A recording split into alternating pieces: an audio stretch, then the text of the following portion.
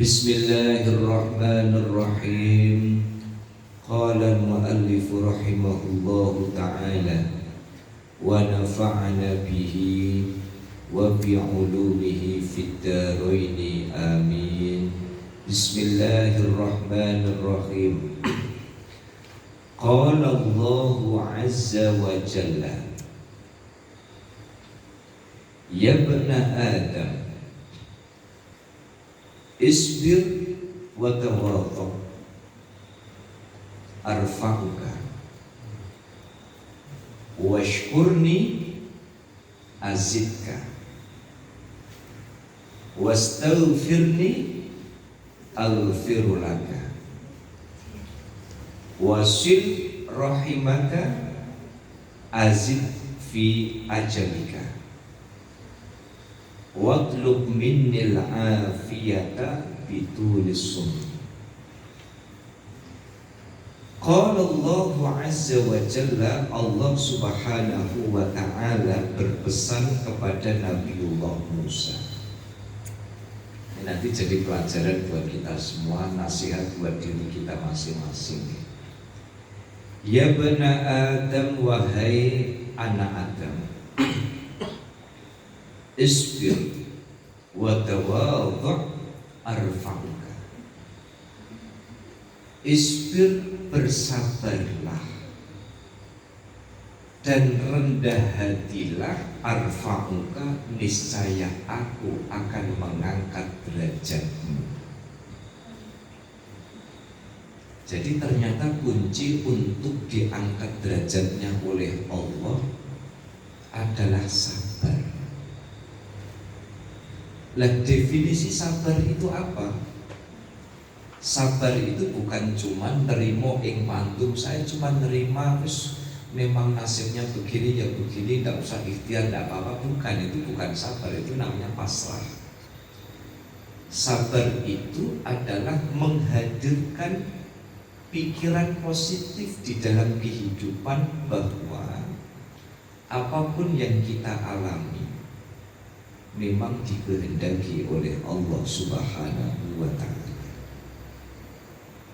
Jadi orang yang bersabar itu adalah orang yang selalu menghadirkan pikiran-pikiran positif dalam situasi apapun. Karena sabar itu ada kalanya sabar dalam kemaksiatan. Itu artinya menahan diri ketika diri ini hampir tergoda untuk melakukan kemaksiatan. Sabar dengan keilmuan, jangan sampai ilmunya membuat dia tinggi hati. Sabar dalam musibah, itu bersabar karena angin akan atau badai akan segera berlalu.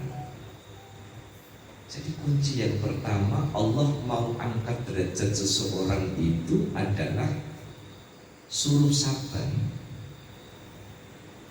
Saya tanya sama ibu-ibu ini, dengan usia yang sudah tidak lagi muda,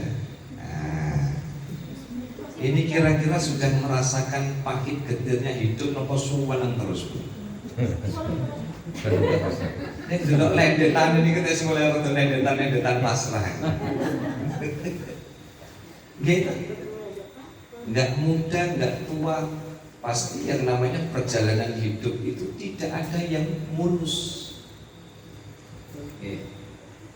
Justru ketika Allah itu membuat jalan kita harus berbelok, jalan kita harus menikung. Nikung pun ada yang nikung tajam. Ada yang nikung tajam, wis tikungannya tajam masuk munggah sisa. Kayak jalan mau ke Bandungan itu loh. Nah, niku Pak Rofiq sampai hafal itu kan. Kalau misalkan suruh nyensus, suruh rekap itu bolongan dari sini sampai Sumawono ada berapa, kayaknya hafal gitu. Ada berapa tikungan kan gitu. Kan itu ada ya, ada satu titik yang ketika sudah nikung belok, nikungnya tajam, manjak lagi. Nah, Kehidupan sama, hakikatnya hidup itu demikian. Hidup itu ya ada kalanya kita jalan lurus, jalannya mulus. Ada kalanya memang harus belok. Ketika ketemu perempatan kita harus mengurangi gas, harus memainkan rem. Wong kadang kita itu lampu hijau, sana merah, begitu aja itu ada yang nyelonong. Wis nyelonong salah muring-muring. Ya kan?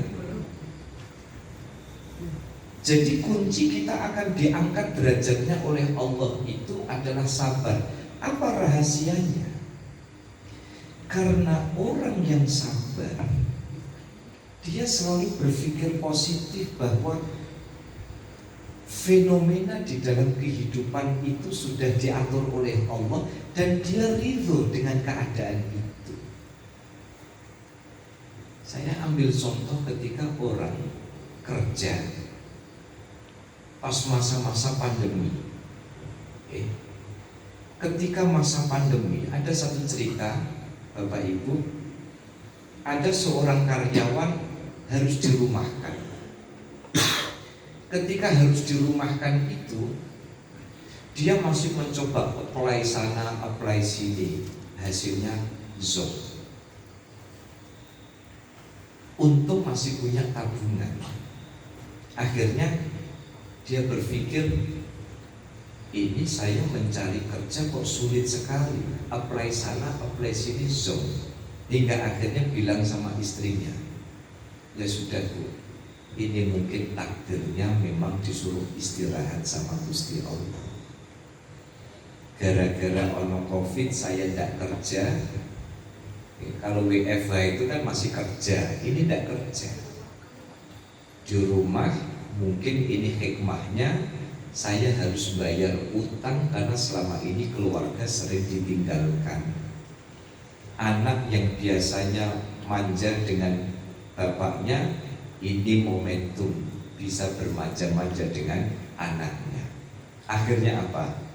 Beliau sambil terus apply sana sini, ikhtiarnya dimaksimalkan. Ada satu momen yang tidak pernah atau jarang hilang, sudah lama tidak mereka rasakan. Berangkat ke masjid bareng, makan bareng, ceng-ceng bareng. Gitu. Ceng-ceng kan bahasanya yang digaul ini. Disitulah kemudian dia nikmati. Tugasku ikhtiar, saya apply sana, apply sini. Nyatanya Gusti Allah belum bukakan jalan kok.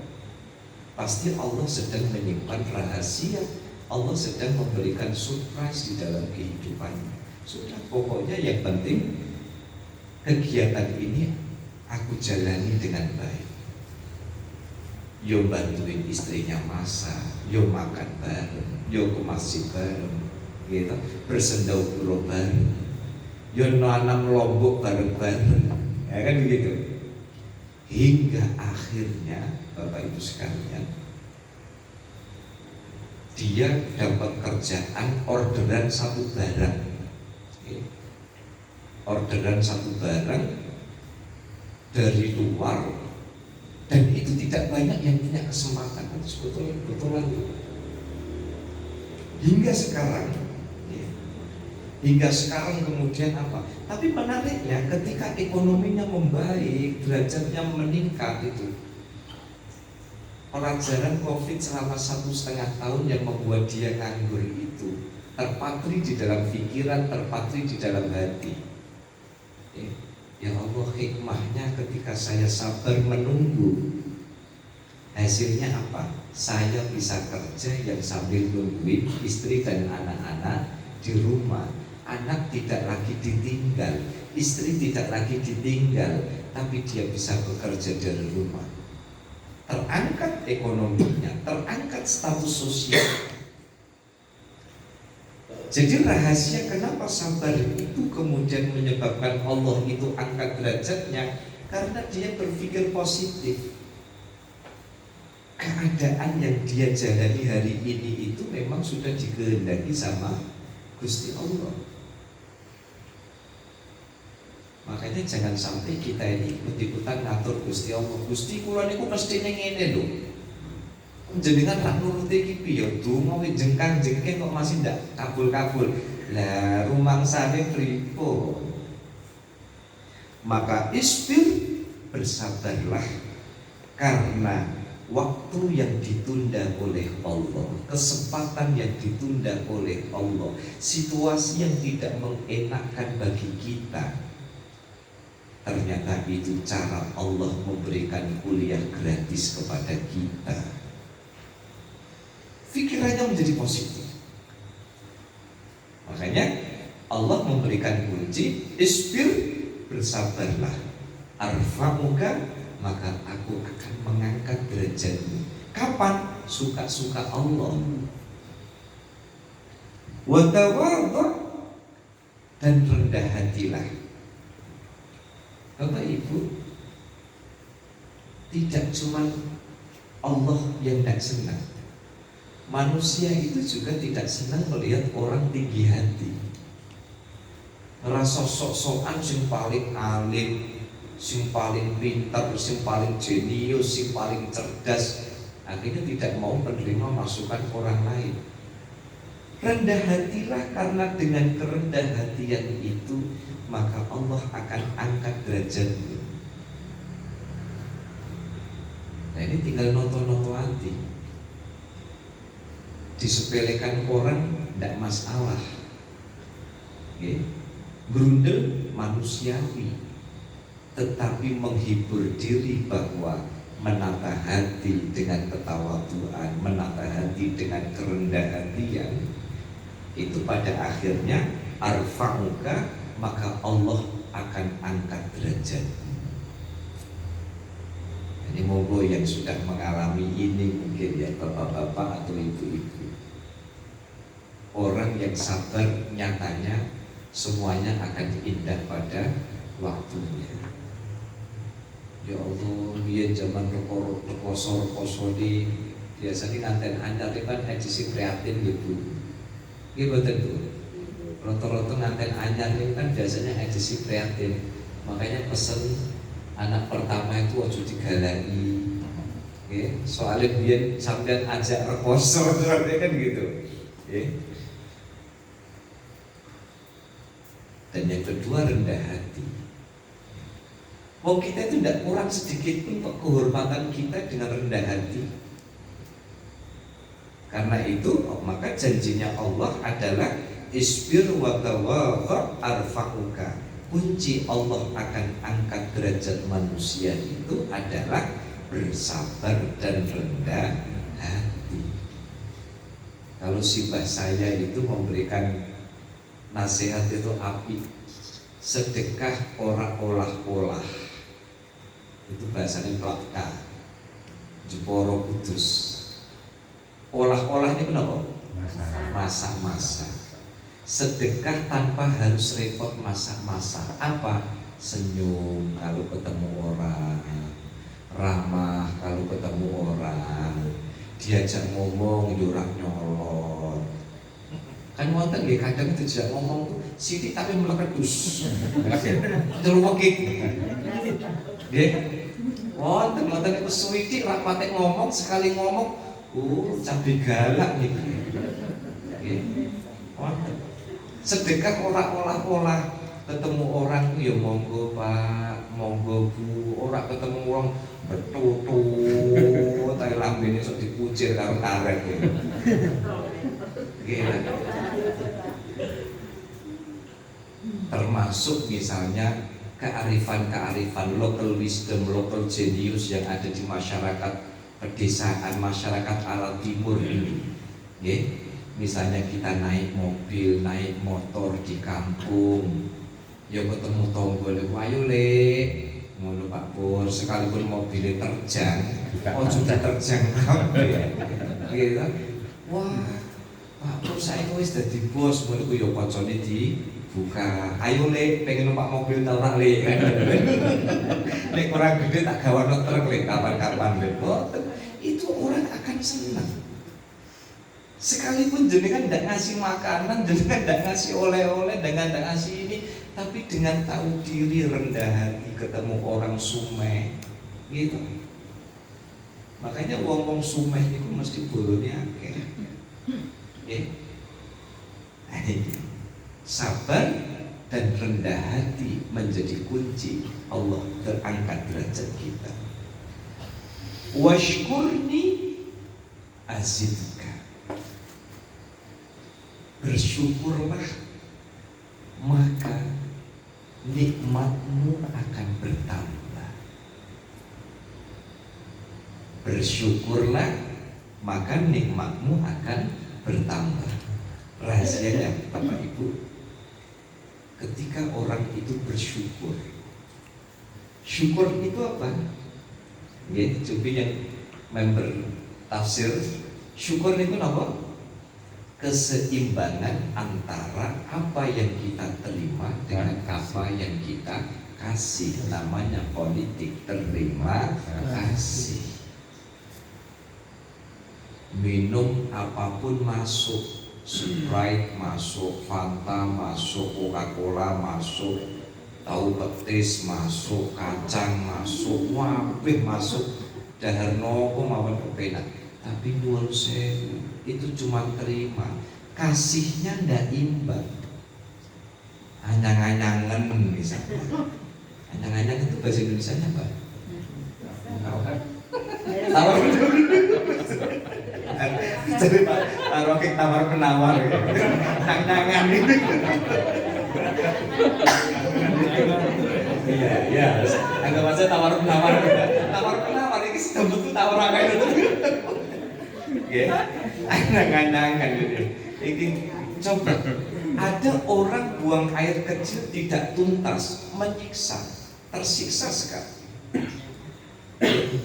Kita mau aja kita itu minum apa aja, kita masuk makanan kita masuk, tapi mohon maaf tidak bisa dikeluarkan. Itu sama ketika kita di dalam hidup mau terima apa aja dari Allah.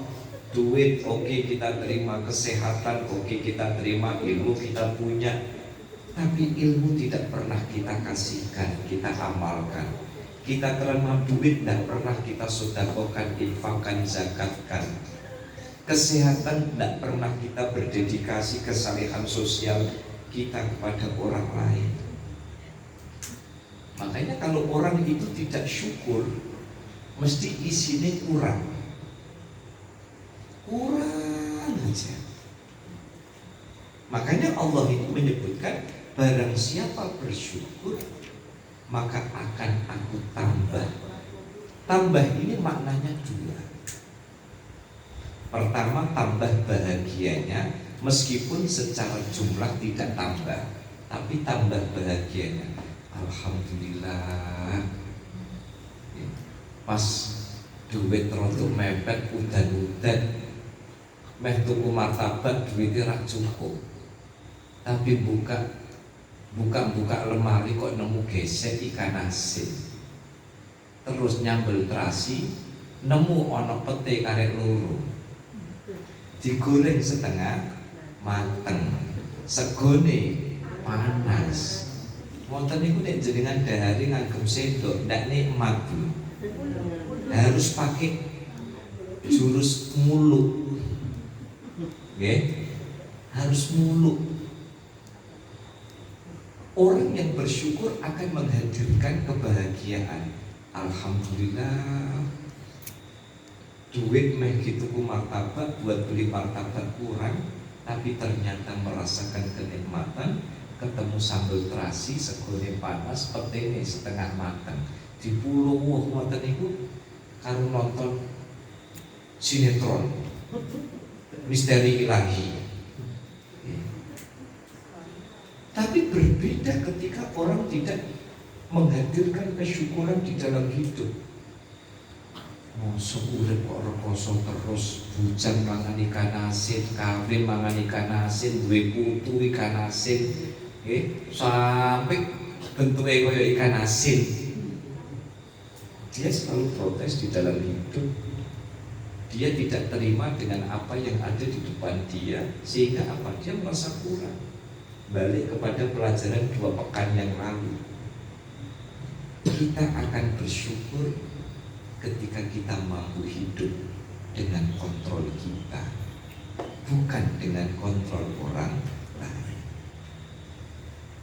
Ketenangan menjalani hidup adalah ketika kita yang menyetir pikiran kita, ketika kita yang mengelola hati kita. Jangan membuat standar orang lain untuk kita terapkan di dalam kehidupan kita.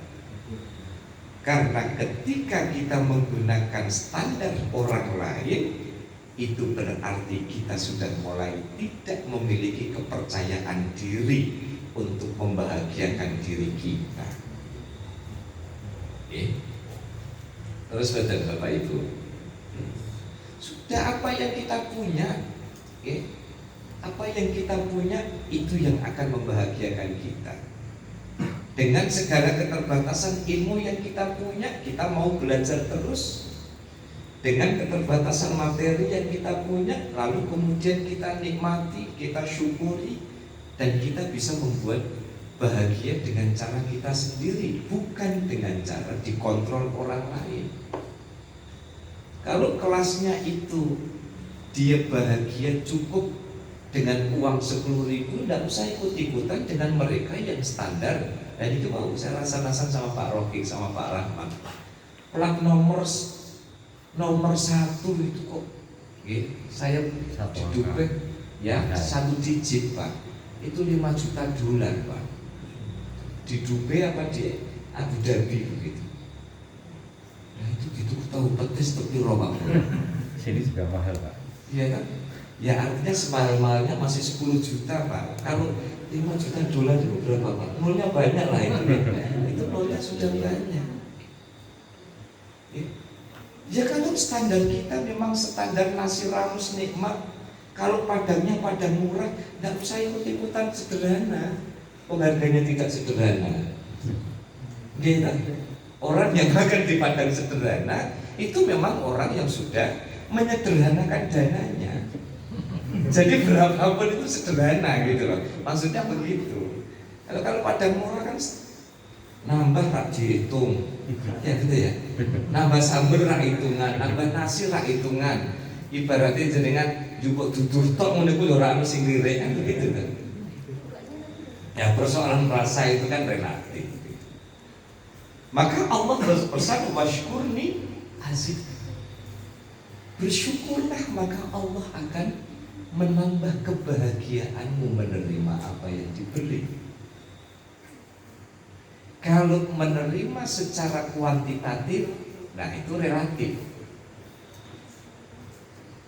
Pak, kalau kita bersyukur kok tidak ditambah secara kuantitatif, secara nominal, kenapa Pak? Ya, karena Allah percaya dengan kemampuan kita itu sampai di mana. Allah itu tahu kemampuan kita itu sampai di mana. Jangan, itu kan dikembali. Jangan kesusut dari wong sugih nek belum siap dari wong sugih. Akhirnya apa? Jadinya OKB, orang kaya baru. Dapat duit itu sedikit blonjong ini, begitu entek tenger karo ndeteng rokok. Iya. Korun itu kan sugihnya kesusu. Dia tidak siap. Tapi karena yang doa itu Nabiullah Musa, mustajab langsung tol, ya jalan tol. Saya baru tahu tol itu ternyata ada kepanjangannya ya. Iya, text of location. Saya baru tahu itu Pak Hendri. Saya kira tol itu pokoknya apa? Pokoknya tol itu sih. Tadi ternyata ada kepanjangannya. Text of location. Jadi setiap lokasi ada teksnya. Belum aja yang tahu kan? Oh, iya, ternyata dipanjang karena jalan tol. Doanya Nabiullah Musa itu jalan tol. Akhirnya apa? Siapa? Korun yang tadinya itu miskin didoakan oleh Nabiullah Musa, akhirnya apa? Mustajab, jadi orang kaya, kaget. Maka kalau keterbatasan materi yang kita miliki, percayalah bahwa Allah yang tahu onderdil kita, Allah yang tahu kemampuan kita. Maka dalam hidup itu berpikirnya itu selalu positif aja. Bagaimana kemudian diwolak-walik, Pak, apa kita tidak boleh toh dalam hidup itu gelisah? Boleh-boleh saja, manusiawi. Apa nggak boleh kemudian kita ada protes-protes dikit kepada diri kita? Boleh-boleh saja, wong itu manusiawi. Kita bukan malaikat, tetapi lagi-lagi menghadirkan kepositifan bahwa Allah pilihkan skenario terbaik di dalam hidup kita. Inilah yang bisa menghadirkan the real happiness, kebahagiaan yang sesungguhnya di dalam hidup kita. Wastaghfirni aghfir laka. Kapan jenengan nyuwun ngapura kepada Gusti Allah, meminta ampun kepada Gusti Allah, cash and carry, Allah pasti mengampuni. Ya, makanya kenapa kalau doa kita tidak kunjung mustajab, itu salah satunya suruh banyak-banyak istighfar. Kalau kerumitan hidup kita ini terlalu kompleks, kenapa disuruh istighfar? Kalau kita punya masalah besar, kenapa istighfar perlu diperbanyak? Karena bisa jadi persoalan yang datang di dalam hidup kita adalah kompensasi dari dosa-dosa kecil maupun dosa besar kita yang tak pernah kita sadari, sehingga perlu dirotokkan dengan istighfar. Jangan-jangan doa-doa kita yang tak kunjung mustajab karena terhalang, mahjub oleh dosa-dosa kecil dan dosa-dosa besar yang tidak pernah kita sadari. Rontokkan dengan istighfar. Hidup yang tak kunjung tenang, banyak persoalan datang silih berganti, seperti orang lari estafet. Begini sudah selesai satu masalah, lanjut masalah berikutnya, masalah yang satu selesai, lanjut masalah berikutnya. Allah sedang memberikan kuliah gratis kepada kita,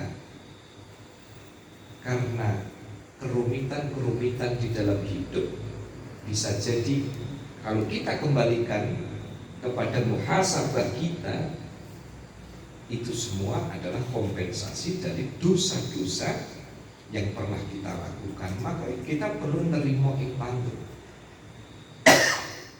Itu rahasianya kenapa kemudian istighfar itu menjadi kunci, salah satu kunci doa itu mustajab. Jadi dengan istighfar Allah mengampuni, sehingga dosa-dosa kita kecil-kecil ini, kecil-kecil kalau terus-terusan kan akhirnya kan lama-lama karatan. Nah itu perlu disesek dulu itu sama istighfar. Maka doa yang terhalang oleh dosa kita, penghalangnya dibuang dengan memperbanyak istighfar. Persoalan di dalam hidup perlu kita urai benang ruwetnya dengan memperbanyak istighfar. Persoalan di dalam hidup yang tak kunjung selesai perlu kita selesaikan dengan cara istighfar. Ini rahasianya kenapa istighfar itu kemudian menjadi salah satu kunci ketenangan hidup. Ya kan semua kan balik kepada kita, Bapak Ibu. Kita pernah nyalain orang, ngeprank orang. Hanya persoalan waktu kita akan diprank balik sama orang. Saya itu pernah kehilangan sandal, tapi tak pikir-pikir benok pondok aku tuh pernah gowo sandal konco kurang balik. Padahal sing tak gowo itu Bu, namanya di pondok itu kan kadang sandal swallow saja kan berwarna Bu. Sing tangan rupanya biru, sing kiwa rupanya abang. Tapi ngoten itu ndak pondok payu Pak. Akhirnya satu hari itu saya kehilangan sandal. Tak pikir-pikirnya apa ya kira-kira biar aku pernah gosok gitu. Gosok itu nopo, gosok itu ngambil sandal. Kan biasa kan kita misalnya, makanya kadang ledek-ledekan kan, makanya masjid ranggo sandal kok balik-balik badi ya kan, biasa kan begitu kan. balik-balik badi. Soalnya napa? Berangkate nyeker, balike nggawa sandal. Akan kembali kepada kita. Kita pernah menyakiti orang, cepat atau lambat Allah akan kirim orang lain untuk menyakiti kita. Makanya tebarkan kebaikan, karena kebaikan itu akan kembali kepada kita. Ya. Wasil rahimaka azid fi ajalika. Sambunglah silaturahmimu, maka umurmu akan berkualitas. Umur yang engkau habiskan itu berkualitas. Jadi yang namanya panjang umur itu tidak selalu dimaknai modot. Ada cerita itu di tahun berapa ya, ada orang halal bihalal di kampung itu. Kadang kan halal bihalal ke tetangga desa atau desa tetangga atau ke kota, itu kan kadang bawa kol, Pak. Saya tuh pernah di Karyadi, di parkiran itu, Pak, di parkiran itu ada orang besuk, rombongan kol itu pobak, muat TKB itu kayaknya Bundodo tidak bisa. Sini masih banyak. Masih banyak ya. Dan itu saya kaget, muat TKB itu. Dan saya lihat ini dari volumenya ini, itu kayaknya untuk sekedar sembujung tidak bisa. Kalau yang kadang di jalan sini ini masih mending, Pak. Gelar kroso, sembujung, gitu kan. Karo anak itu puangku makan kerupuk. Gitu loh jalan itu. Itu masih beberapa kali lihat itu. Ya. Nah, ada cerita habis halal bihalal itu kan silaturahim. Lah, takdirnya sampai di situ. Keterak sama kereta api, meninggal. Ada yang mulai mempertanyakan, ini habis silaturahim kok langsung mati? Lah kayak si do mager omah kok do panjang umur kan ada. Maksud sing do mager omah itu panjang umur, iki si silaturahim malah Pendek umur. Jadi yang dimaksud dengan panjang umur itu adalah umur kita menjadi lebih berkualitas. Karena silaturahim itu memang akan membawa keberkahan di dalam hidup. Gara-gara silaturahim, gara-gara silaturahim dapat pekerjaan, Pak Rocky, gara-gara ketemu jamaah. Saya itu ada kawan, ya, dia spesialis bikinkan kayak semacam BPR begitu. Rata-rata kliennya itu ketemunya waktu jamaah. Rata-rata ketemunya kliennya itu waktu jamaah. Habis sholat, nanti kemudian bareng-bareng mungkin pas pakai sepatu bareng-bareng ketemu dalamnya belum Pak, kalau dalamnya beli kok, tentu dengan kalau tak beli gini. Lu kalau resan, wah ternyata tukar nomor WA. Pak Hendri gara-gara kenal dengan Pak Rocky, wah ini sekarang sudah tidak terbendung ini, ya. Sudah, tapi pokoknya tak peseni Pak Hendri. Nanti nek jenengan bener-bener jadi bisnismen gede, ojo dilalekno ngaji Selasa malam. Aku rada ketar-ketir Pak itu. Rada ketar-ketir ya. Tapi insyaallah ndak lah. Insyaallah ndak lah ya Pak Hendri ya.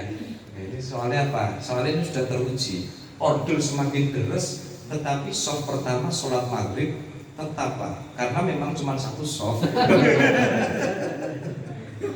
Ya, itu Pak.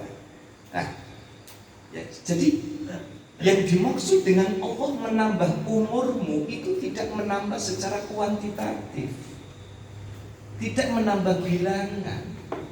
Bisa jadi Allah menambah bilangan, tetapi yang dimaksud dengan menambah ini adalah menambah kualitasmu. Kenapa? Dengan silaturahim Allah bukakan jalan rezeki. Dengan silaturahim Allah bukakan jalan persahabatan. Dengan silaturahim Allah rukunkan yang tadinya tidak rukun. Dengan silaturahim Allah pure yang tadinya ruwet. Karena kalau orang bahagia, temannya banyak, pekerjaan gampang, Ini kan makna dari betapa umur ini kita habiskan dengan hal-hal yang bermanfaat. Maka wasil rahimaka azid fi ajalika. Kapan kita mau sambung ya kekerabatan dan kasih sayang kita dengan sesama, maka Allah akan tambahi kualitas umur kita. Watlub minnil afiyati bitulis sunni. Mintalah maaf, mintalah permakluman, jadilah orang yang selamat bitulis sunni, dengan tidak kakean ngomong. Nah ini kita semua disindir ini, kita semua ini disindir. Ternyata wong sing selamat niku wong sing ngati-ngati ngomongi. Karena kalau keplesetnya lidah, kejadian barusan disinyalir yang ada korban dimutilasi, itu kan konon ngomongnya mak ceplus tok nih Pak. Itu tadi, tapi ini cabai galak. Ini namanya cabai apa Bu? Cabai sitan.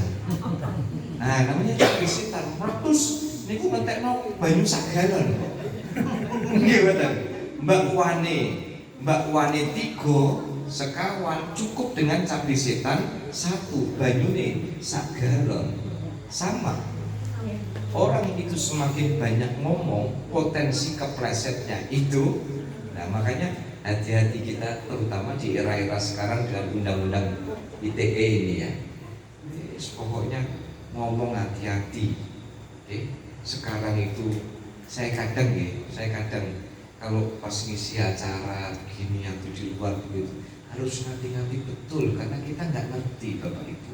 Keplesetnya lidah itu kita nggak ngerti. Apalagi kalau ceramah sudah dipotong begitu kan repot itu. Ceramah dipotong, makanya kalau ada beberapa mubaligh itu ya, mubaligh itu tidak mau ada yang ngerekam itu. Kenapa? Karena rawan. Ya kalau dipotong gini ya kan, artinya kemudian jadi apa? Reels. Aku juga lagi mudah reels ini gara-gara santri-santri Zabiyah. Oh, mono tuh jadi selama ini kan pokoknya juga video pendek kan gitu aja kan. Ya Allah, katrol sekali 2022 ini ya. Akhirnya kemudian jadi masalah. Maka kalau kita pengen selamat, hati-hatilah di dalam bertutur. Kalau kita mau selamat, sunti itu kan suruh dia. Jadi bagaimana kemudian diam ini maknanya banyak. Diam itu bisa bermakna diam ini imsak, diam bermakna puasa, itu bisa dimaknai banyak. Kalau engkau pengen sehat, maka perbanyaklah puasa, itu juga bisa. Kalau dimaknai apa adanya, mintalah kesehatan kepadaku, niscaya mintalah kesehatan kepadaku dengan banyak banyak berpuasa juga bisa. Banyak diam, maka engkau akan selamat, itu juga bisa ya. Jadi ketika kita melihat ya bagaimana orang itu banyak kepleset lidahnya, ketika orang itu banyak tergelincir lisannya, ini yang bisa membuat orang itu menjadi babak belur. Itu kan gara-gara itu komen sakarepe dhewe akhirnya diluruh wong sak kampung ya kan. Gara-gara update status akhirnya satu dengan yang lain saling tidak rukun. Gara-gara share-sharean foto teman antar kelas tawuran. Wa'lam anna salamata fil wahdah. Ada yang kadang baca wihdah, ada yang baca wahdah. Itu artinya persatuan. Wa'lam, ketahuilah, anna salamata, bahwasanya keselamatan fil wahdah itu ketika kita bisa rukun. Orang kalau rukun bersatu itu banyak yang nolong. akeh bolo, okay. Apalagi kalau jenengan itu banyak teman, kemudian update status, okay. Posisi lagi di sini akeh konco. Itu saya pengalaman kemarin waktu saya ke Lampung. Waktu saya ke Lampung itu saya baru tahu yang namanya komunitas PSK. Ya, komunitas PSK itu Persatuan Sopir Kiai. Ya. Jenenge itu ya, untuk horor. Jadi saya itu berangkat pagi karena mampir, golek duren macem-macem, ya, duren kuliner. Nah, kami masuk ke penginapan itu sekitar jam 10 malam. Nah, sopirnya itu izin mau keluar, kalau badhe medal Pak, ngarep ndi Mas? Niki badhe nyuci mobil. Loh, apa sampean tahu? Oh ini bukan daerah sampean. Tahu Pak, kan kami punya grup Pak, di Dudono PSK. Oh iya maksudnya gitu. Apa main transaksi sampean? Ternyata PSK itu Persatuan Sopir Kiai. Akhirnya Pak, di grup itu saling nge-share. Iki meh cuci mobil. Cucian mobil mana yang jam 10 buka? Ada. Kita janjian ini Sherlock. Nah, selamat kan? Terbantu kan? Kenapa? Wah, dan ada persatuan PSK. Ada persatuan sopir kiai. Saya pikir sih enggak gitu. Lagi ketika satu sopirnya kiai ini banyak pecah di kawasan Jawa Timur, kita foto cekrek masukkan PSK. Anggota PSK datang nih. Ya, ada yang bawa dongkrak, ada yang bawa derek, ada yang bawa ini, ada yang bawa kopi. Wah, itu PSK kumpul, Pak. Kenapa? Dia bisa terbantu karena ada. Tapi jenengan nggawe komunitas, Bu. Komunitas yang tigaul. Monggo Bu dibikin terus pakai damelanu program senam tenalun-alun. Nah, nanti ada sing senam yang tidak tahu nih bapak-bapak muda mau gabung apa enggak. Ya. Padahal dulu programnya bagus ya. Itu Pak sudah tidak diulang lagi ya Mas Beni ya. Dulu kan pernah sekali di RT 2 di kapan ya Mas Andre itu ya itu persimpangan RT 1 RT 2 kemudian sempat satu lagi ya di RT berapa itu bagus itu. Tapi memang nah yang jadi pertanyaan yang bikin semangat ini sebenarnya karena pengen sehat atau karena instrukturnya lah itu yang saya tidak tahu. Okay. Oh karena instrukturnya gitu. Nah, gimana kalau kita daulat Bu Suci yang jadi instruktur? Benar.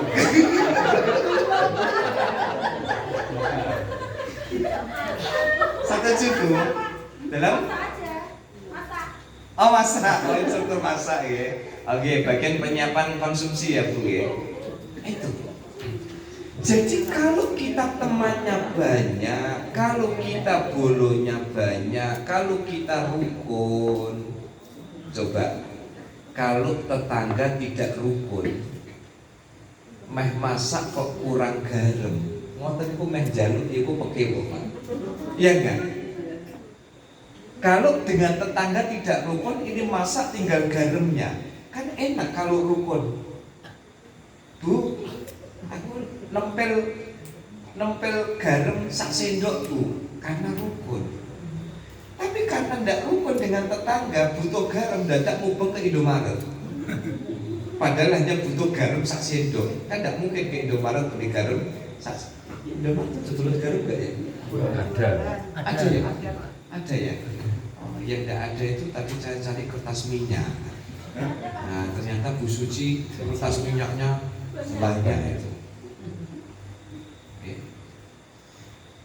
Wa'lam anna salamata fil wahdah. Kapan kita mengokohkan persatuan, teman kita banyak, kita rukun, kita ini, maka hidup kita akan berkembang. Wal ikhlaso, ini kembalinya atafnya kepada anna ya. Wal ikhlaso fil wara'.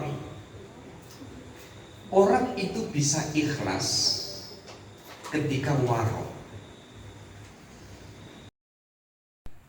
Zuhud itu bukan membenci dunia. Zuhud itu bukan menjauhkan diri dari gemerlapnya dunia. Makanya ada istilah sufi urban.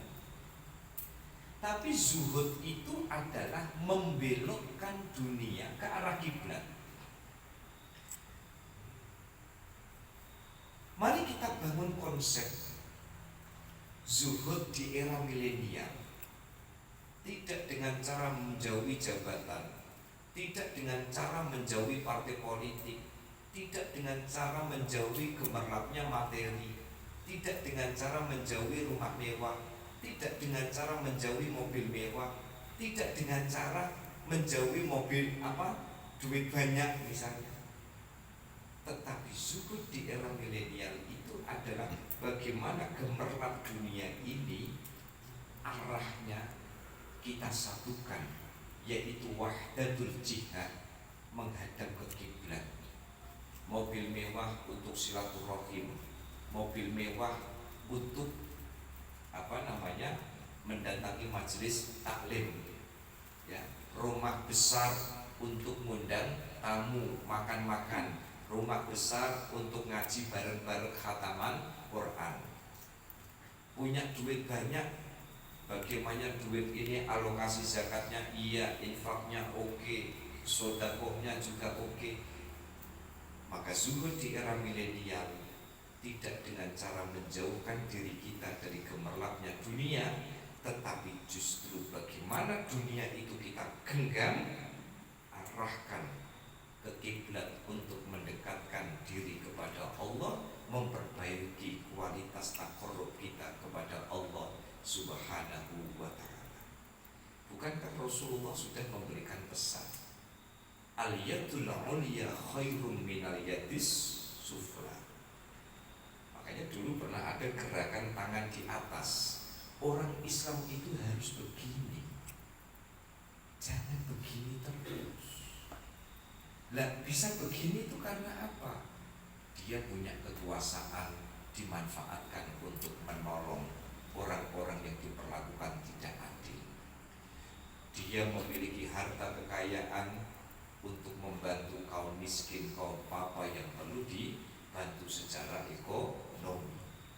Dia memiliki gelar tinggi sekolah kemana-mana, ya, memiliki gelar yang bejibun, bahkan kadang gelar dengan namanya panjang gelarnya, tapi tidak membuat dia takabur, tetapi justru membuat dia menghadirkan ilmunya untuk mencerdaskan sesama. Nah, ini namanya zuhud milenial. Jadi zuhud milenial itu adalah ketika dunia itu kita dekati, kita jinakkan, dan kita arahkan ke kiblat. Ya. Makanya menafsiri qaul bahwa orang kaya itu antriannya dibanding dengan orang miskin itu panjang, itu kalau orang kaya yang hasil rekapitulasi kekayaannya ini tidak beres. Sampean biar dapat duit segini banyak, sekian M, ini arahnya kemana? Belonjong ini. Nah zakatnya mana? Tidak ada. Oh wes, stabilo merah, pintu neraka mulai minte-minte, kan gitu kan? Kamu ini sampai punya perusahaan yang sini, duitnya banyak, ini kemana dulu? Zakatnya ada enggak? Nggak ada pak. Nah kemana duitnya? Buat muter-muter. Nah terus sedekahnya mana? Eman-eman. Soalnya kalau kerja ini rekoso pak, duitnya kalau timbun pak. Timbun di mana? Ya timbun di mana-mana. Yang penting dari itu soalnya bojone kula njaluk mas-masan terus. Jadi duitnya gue tuku mas kabeh. Nah terus sanak kerabatmu yang kekurangan tidak pernah kamu bantu, mboten nate. Ya wes antre. Wah, akhirnya tiang-tiang yang, lah kenapa orang-orang yang terbatas secara ekonomi lebih cepat dan sampai diaudit nopo? Nggak ada yang diaudit. Gini pak, gini. Sampai biar piro bayarannya, gini, kalau paling banter sayuto sebulan pak. Anaknya piro sekawan. Lagi bayar SPP cukup nopo? Boten. Apa yang mau diaudit? Tidak ada yang diaudit. Jadi logikanya bukan kemudian orang kaya itu harus nunggu ratusan tahun dibandingkan orang fakir, itu bukan. Kalau saya memaknai orang kaya yang antreannya itu ratusan tahun dibanding dengan orang miskin, itu mereka yang dalam proses auditnya memet. Boleh ini kan, malaikat, ayo tim PPATK, ya kan? PPATK kumpulno, KPK kumpulno ini dan sebagainya. Coba ini diaudit nih, masa duit sekian banyak nolnya kok nggak ada jalur ke zakat? Jalur ke masjid ada nggak? Kalau nanti sekali pas Jumatan kalau ngelebokno 5.000 pak. Aku keliru ngelebokno pak. Soalnya pas ngurungan khotbah ngantuk, ngelebokno 1.000 malah keliru 5. Jadi jangan menghadirkan zuhud yang menjauhi dunia. Zuhud itu nyamperin dunia. Dunia harus direbut. Setelah direbut, arahkan ke kiblat. Bagaimana kemudian menjadikan dunia ini justru menjadi media ibadah dan takarrub kita kepada Allah Subhanahu wa ta'ala. Wal ibadata fil ilmi. Semua akan bernuansa dan bernilai ibadah kalau didasari oleh ilmu. Apa-apa itu kalau tahu ilmunya akan bernilai ibadah. Contoh, kita tahu ilmunya doa. Manasin motor pagi-pagi. Oh iya, sama-sama muter kunci. Kalau muternya pakai bismillah, dihitung ibadah sama Allah. Tapi kalau kita cuma muter, gitu, lalu tidak ada, tidak doa, tidak basmalah, tidak ada, nilai ibadah itu tidak ada. Sama kemudian kita punya duit ini bisa jadi ibadah kalau kita tahu ilmunya. Berarti duit itu alokasi, materi itu alokasinya ada yang buat zakat, ada yang buat infak, ada yang buat sedekah. Uang saku kiri ada uang yang sama-sama syubhat. Ini berarti jangan dipakai buat beli beras. Jangan sekali-kali beli beras dari duit syubhat. Karena akan menjadi makanan, menjadi darah, menjadi daging. Berarti konstruksi tubuh kita ini dari barang-barang syubhat. Nah, gimana caranya syubhat ini supaya bisa dibelanjakan? Kalau tahu ilmunya pak, orang yang punya rezeki haram tapi mau tobat dan dia tahu ilmunya akan jadi ibadah. Contoh, ini misalnya ada ini bandar narkoba punya duit 1 M, ini duit haram. Lalu konsultasi kepada jenengan, Pak, ini saya ini mau sedekah pak, tapi duit ini duit narkoba pak. Buat loh, tong sama gede bu, diopo duit 1 miliar haram, percuma diopong. Tapi kalau dia tahu ilmunya ibadah jadi. Gimana caranya? Sampai punya duit berapa? 1 M dari narkoba mungkin. Kalau pengen sedekah, caranya pripun supaya sedekah itu boleh? Oh gini. Sampai datang itu takmir masjid, ya, saya itu ke toilet masjid sana itu, ke toilet itu masak, disentor itu tak hilang-hilang. Ini kan berarti septic tanknya penuh. Kasih takmirnya pak, ini tak kasih uang pak, sampai nggak bisa septic tank sih jumberu gede pak, bener kata kebak. Duitnya dipakai buat membelanjakan sektor yang tidak berhubungan dengan ibadah.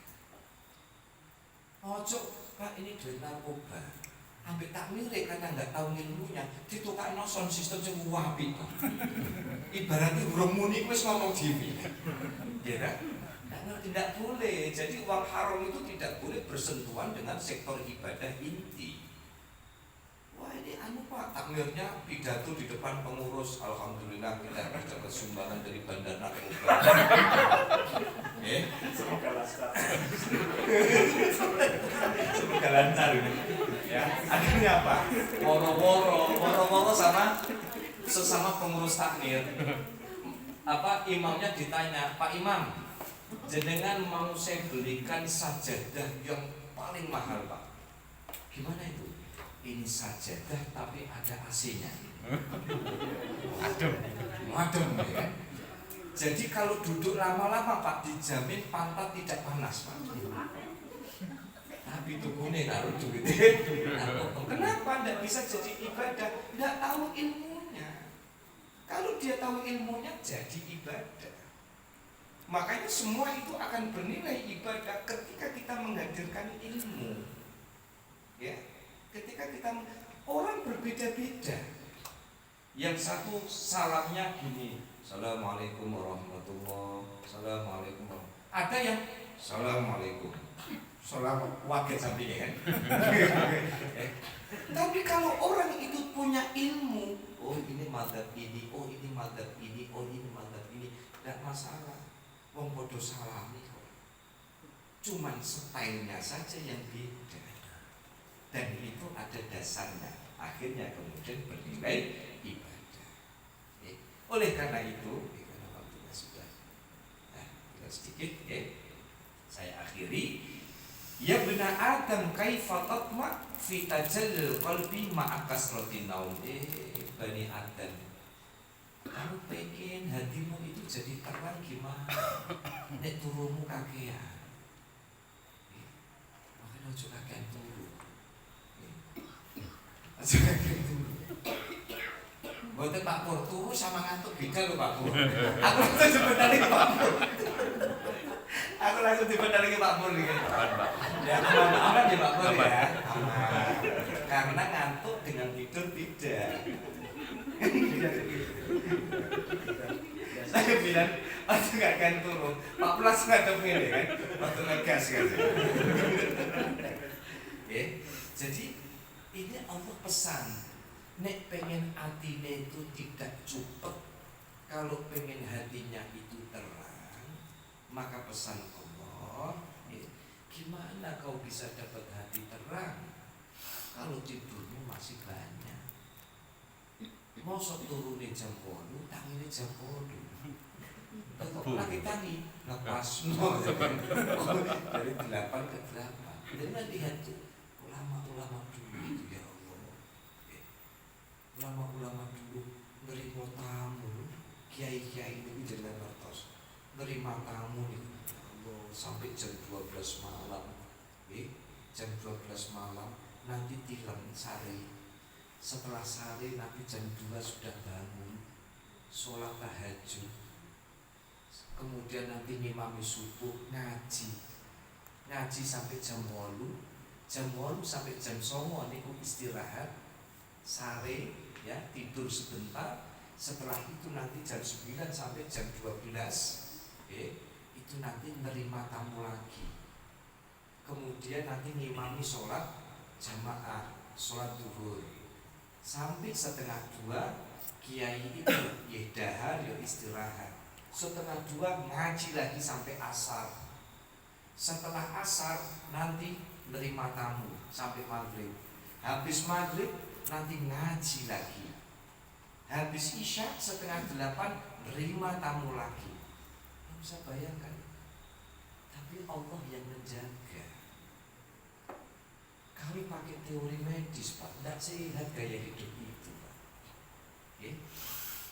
Tetapi yang membuat sehat itu karena apa? Hidupnya berpikir untuk membantu orang lain yang membutuhkan.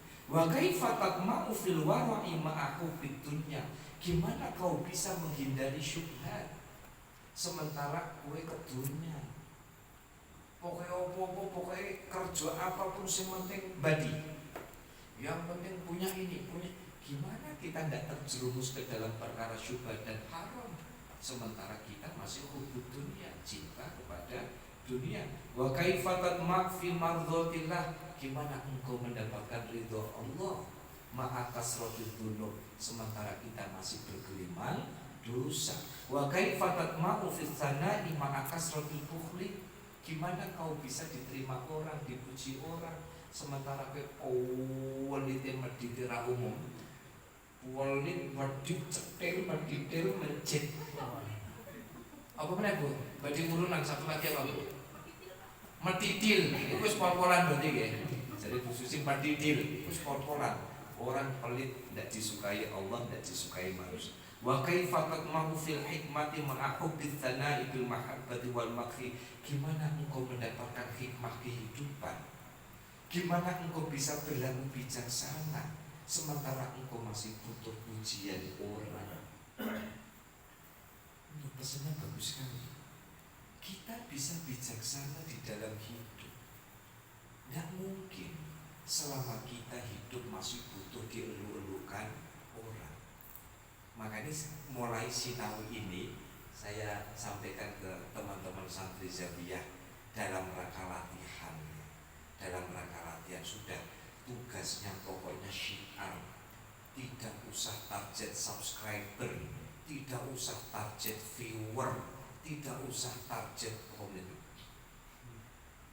lonceng, malah kita lonceng barang. Saya ini jadi roto melek dikit Pak, gara-gara ngomong di nom-noman ini kan. Ya, jadi tidak target itu, tidak penting. Itu dalam rangka melatih ini. Maka bagaimana kita bisa menjadi orang yang memiliki ilmu hikmah ketika kita masih di dalam hidup itu masih butuh dieluk-elukkan orang, kita masih butuh dipuji oleh. Wa kaifa tatma'u fis sa'adati, gimana engkau bisa bahagia ma'aqillatil ilmi, sementara kita tidak pernah nambahi ilmu, mengupgrade ilmu di dalam kehidupan kita. Maka pelajaran ini penting para rawasami. Sebelum saya akhiri, Allah mengajari kita menjadi orang yang bijaksana. Orang yang bijaksana itu adalah orang yang senantiasa cermat di dalam menjalani kehidupan. Setiap langkah kita ada perhitungannya. Setiap lisan yang kita tuturkan ada perhitungannya. Setiap perbuatan yang kita lakukan ada hisabnya. Maka Allah mengajari kita menjadi orang yang bijaksana ketika di dalam hidup ini ilmu kita hadirkan. Orang yang berilmu dia akan bijaksana. Orang yang berilmu dia akan menciptakan bahagia bagi sesama. Orang yang berilmu dia akan senantiasa melihat karunia ini sebagai rahmat. Orang yang berilmu dia akan melihat situasi sesulit apapun dia mampu menyingkap. Itulah materi perkuliahan yang diberikan oleh Allah Subhanahu wa ta'ala. Lagi-lagi Rabbana ma khalaqta hadza batilan subhanaka faqina adzabannar. Orang yang bijaksana mampu melihat bahwa seluruh peristiwa di dalam kehidupan adalah pelajaran berharga. Maka pelajaran berharga ini harus betul-betul kita nikmati, kita cermati, kita selami, kita hayati. Karena sekecil apapun peristiwa yang kita jumpai di dalam kehidupan ini, itu tak lain adalah pelajaran-pelajaran yang diberikan oleh Allah kepada kita.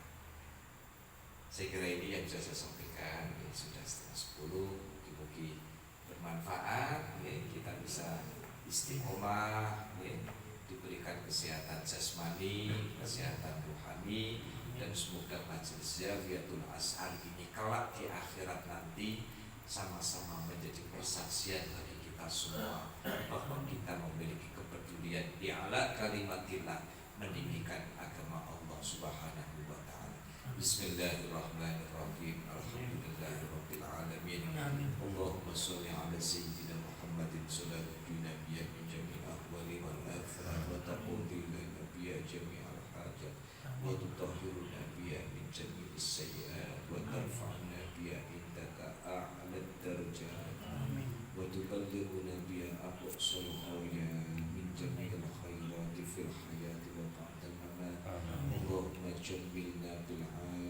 wassalam wa habibna bittaqwa wal istiqamah wa a'idna min mujibatin nadamati fil hali wal ma'ad innaka sami'ud du'a.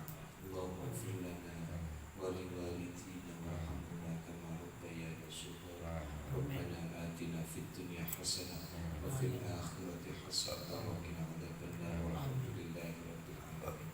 Bisa jadi ingat ya, pesannya biasa itu pokoknya dumana pemawon silahkan, tapi satu yang jangan sampai lupa, dungakno orang tua kita, karena itu jadi sumber segalanya.